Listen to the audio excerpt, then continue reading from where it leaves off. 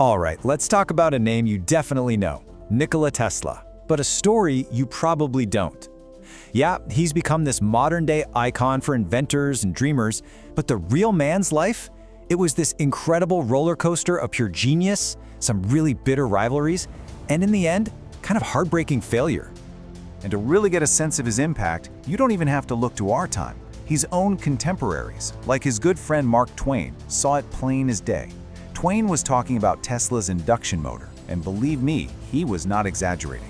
This one invention was about to fundamentally change everything. So, where did a mind like this come from?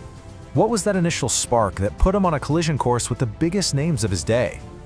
Well, Tesla's journey starts in Europe.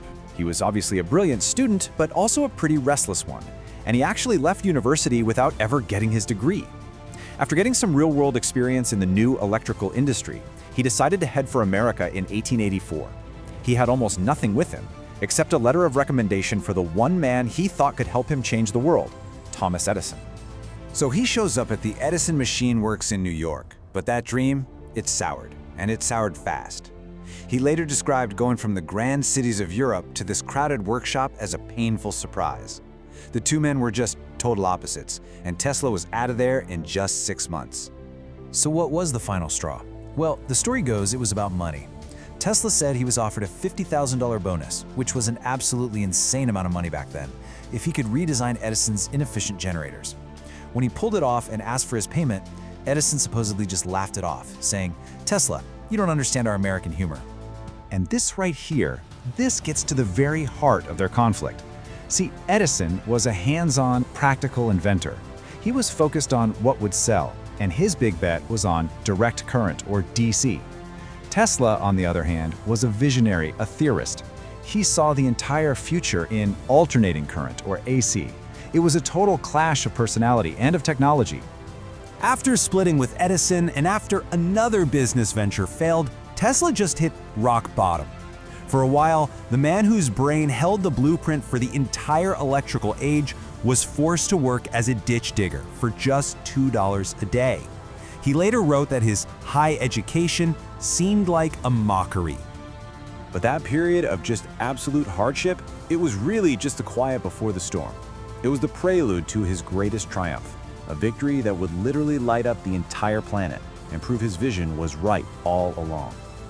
So at the center of this whole fight was Tesla's absolute belief in alternating current.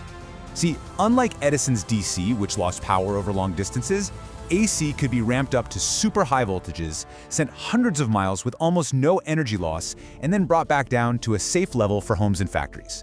This was the secret sauce for a true nationwide power grid. Tesla's solution was this beautiful, elegant new motor that ran on AC. It used a rotating magnetic field, an idea he famously said just came to him in a flash of genius. The design was simpler, way more reliable, because it didn't need these little parts called brushes that would constantly spark and wear out. It was just a masterpiece of engineering. The industrialist George Westinghouse saw the massive potential in this and licensed Tesla's patents. And that is what set the stage for the war of currents. And get this, when a financial panic later threatened to bankrupt Westinghouse, Tesla did something incredible. In an act of pure faith in his technology, he tore up the royalty agreement just to save the company and the future of AC power. The war really came to a head at the 1893 World's Fair in Chicago.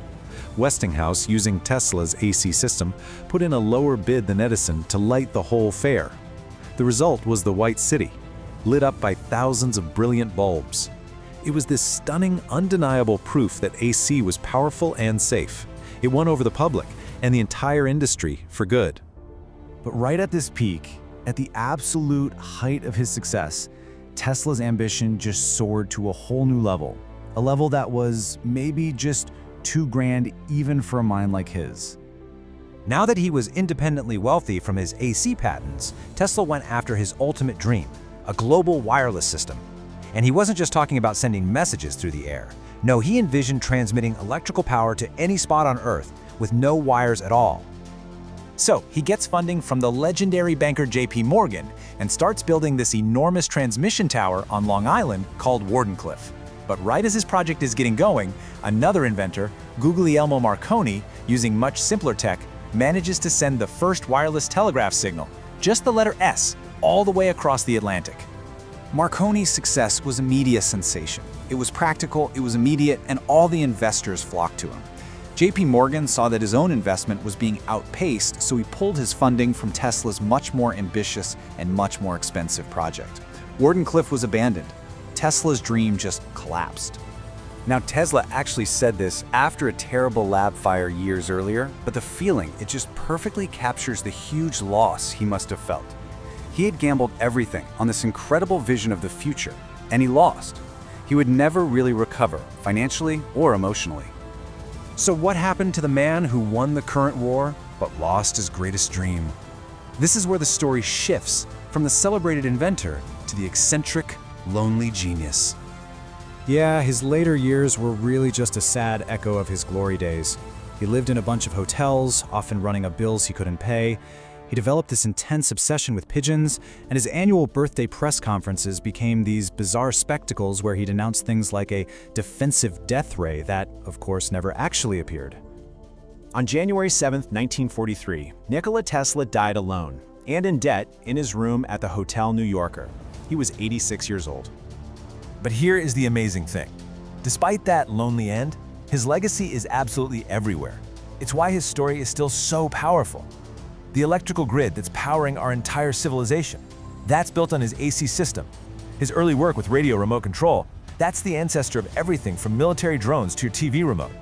And even his greatest so-called failure, that dream of wireless power, well, that's now a reality every single time you put your phone on a charging pad. Today, his remains are housed in a museum in Belgrade, inside a perfect, gold-plated sphere, which was his favorite shape. It feels like a really fitting tribute to a man who saw the world in terms of energy, frequency, and vibration. A man whose mind was just operating on a totally different plane. And that kind of leaves us with this final question. Was Nikola Tesla this tragic figure whose giant ambitions just outran the reality of his time, or was his vision so profound, so far ahead, that even more than a century later, we're all still just trying to catch up to the world he imagined?